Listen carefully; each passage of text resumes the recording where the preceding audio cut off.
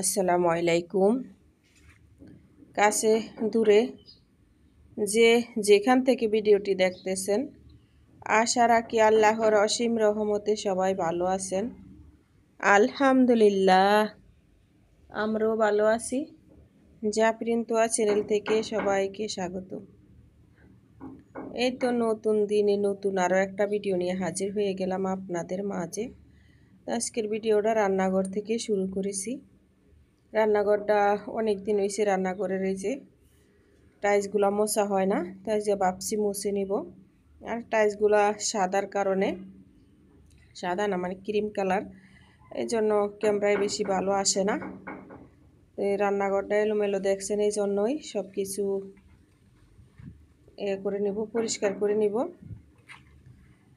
তো কালকে ভিডিও ছাড়তে পারি নাই, কারো ভিডিও 2 দিন ধরে দেখতে পারতেছি না, কারণ তোহার বাবা অ্যাক্সিডেন্ট করছিল, ওনাকে নিয়ে একটু ব্যস্ত ছিলাম। এই জন্য ওনার আসলে পায়ে ব্যথা পাইছিল অটো রিক্সার সাথে, মানে পিছন থেকে দাঁড়িয়ে আছে আর পিছন থেকে মানে অটো রিক্সা এসে ওনার গায়ে উড়িয়ে দিছিল। ভাগ্য ভালো, মনে করেন ইটের সাথে যায় রিক্সাটা আটকাইছিল, নাইলে একবারে মনে হয় শেষ হয়ে যেত। তারপরে পায়ের ভিতরে বাড়ি খেয়া পাও প্রচণ্ড ব্যথা পাইছে, তারপরে ফুলে গেছে অনেকখানি, মাংস থেতলায় গেছে। তো এই জন্য আর ভিডিও করা হয় নাই, ছাড়াও হয় নাই। তো এখন একটু ব্যথাটা কমছে। আর উনি তো বসে থাকার মতো মানুষ না, কারণ ওনার সাইডে 80-90 জন মানুষ সাইডে কাজ করে। উনি একলা বসে থাকলে সবাই বসে থাকবে, এই জন্য উনি যতই অসুস্থ ঘরে থাকে না।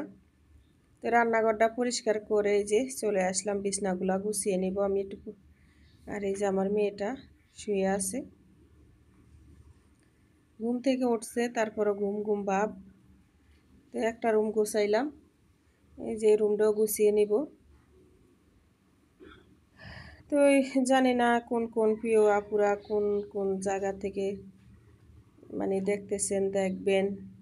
প্লিজ ভাইয়া আপুরা একটা লাইক দিয়ে শুরু করেন, আর নতুন প্রিয় ভাইয়া আপুরা সাবস্ক্রাইব করেন, আমার পাশে থাকেন, আমাকে সাপোর্ট দিয়েন, আমিও আপনাদেরকে সাপোর্ট দিব। আমরা এক অন্যকে সাপোর্ট না দিলে কেউ এগিয়ে যাব না। সবাই সবাইকে সাপোর্ট দিব আর একসাথে এগিয়ে যাব ইনশাআল্লাহ। তো আমি আজকে একটা জায়গায় যাব বেড়াতে, মানে বেড়ানোর জন্য। আমাদের বাসার এক ভাবির সাদ, মানে 7 মাসের সাদ কয়, ওটা অনুষ্ঠান।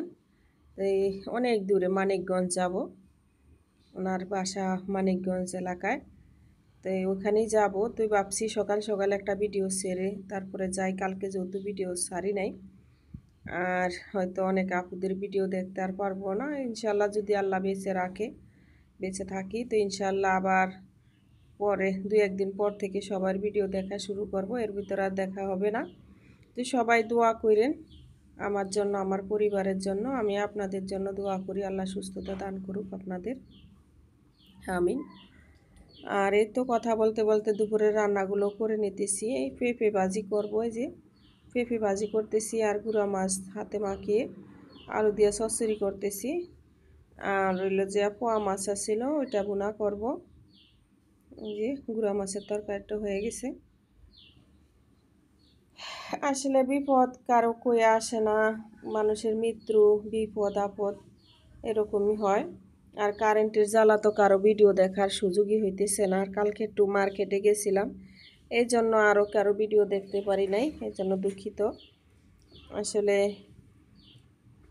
কারেন্টে এতটা পরিশ্রম, মানে এতটা জ্বালাইতেছে, 10 মিনিট থাকলে 2 ঘন্টা থাকে না দৈনিক, এরকম অবস্থা।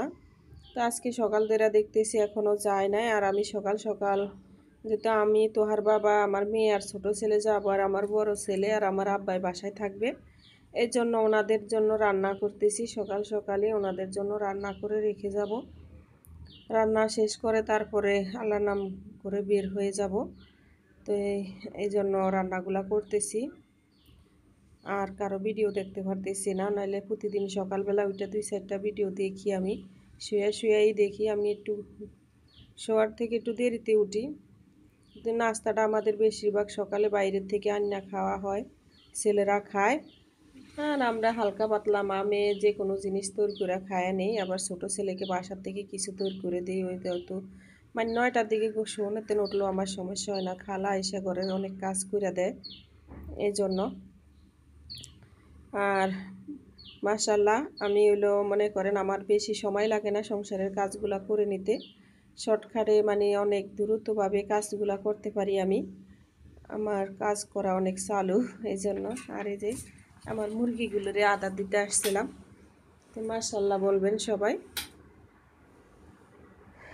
তো আমরা যারা গৃহিণীরা বাসায় থাকি, চেষ্টা করলে সংসারের আয়ের জন্য অনেক কিছু করতে পারি। পাশাপাশি এই যে হাতে পালা মুরগিগুলা, দেশি মুরগিগুলা কিনে অতটা খাওয়া হইতেছে না, খাওয়া যায় না, কারণ দাম বেশি। নিজে যদি 2-1টা পালেন তাইলে খাওয়া যায়, আবার অরিজিনালটা পাওয়াও যায় না এখন। এই দেশি মুরগি অনেকগুলা এখন অনেক বিভিন্ন প্রজাতির মুরগি বের হয়েছে, দেশি বললেও চালাইয়া দেয়। তা আমার মুরগিটা একবারে অরিজিনাল দেশি মুরগি।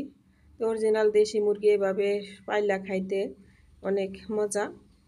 আর যারা হাঁস মুরগি গরু ছাগল লালন পালন করতে ভালোবাসে তারা তো পালতে আরও ভালো লাগে তাদের কাছে।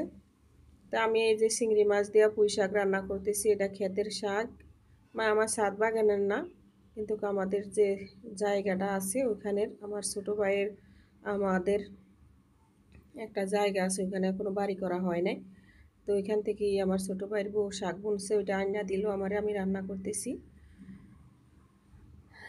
আর এই যে আসলে পুঁই শাক দিয়ে চিংড়ি মাছ দিয়ে রান্না করলে অনেক মজা। তো সবাই ভালো থাকেন, সুস্থ থাকেন, সবাই সুস্বাস্থ্য কামনা করি। আল্লাহ।